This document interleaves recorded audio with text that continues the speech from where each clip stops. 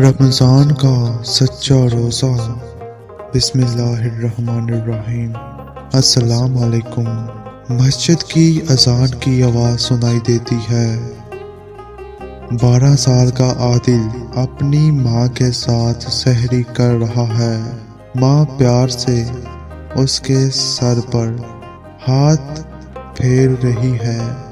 ماں: بیٹا، روزہ صرف بھوک اور پیاس کا نام نہیں بلکہ صبر، شکر اور دوسروں کی مدد کا بھی نام ہے۔ عادل: جی امی، میں سمجھ گیا۔ دوپہر کا وقت، عادل سکول جا رہا ہے۔ دھوپ سخت ہے۔ راستے میں ایک بوڑھا آدمی بھوکا پیاسا بیٹھے دیکھتا ہے۔ عادل اپنی جیب سے کچھ پیسے نکالتا ہے لیکن پھر سوچتا ہے۔ عادل دل میں، روزہ صرف اپنی عبادت کا نہیں کسی اور کی مدد کا بھی نام ہے۔ عادل ایک ہوٹل جاتا ہے۔ اپنی افطار کے لیے جو پیسے جمع کیے تھے اس سے بوڑھے کے لیے کھانا لے آتا ہے۔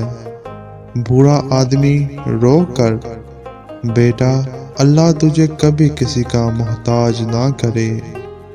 افطار کا وقت، عادل گھر آتا ہے لیکن افطار کی چیزیں کم ہیں۔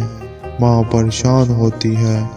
ماں: بیٹے، جو پیسے دیے تھے ان سے کیا خریدا؟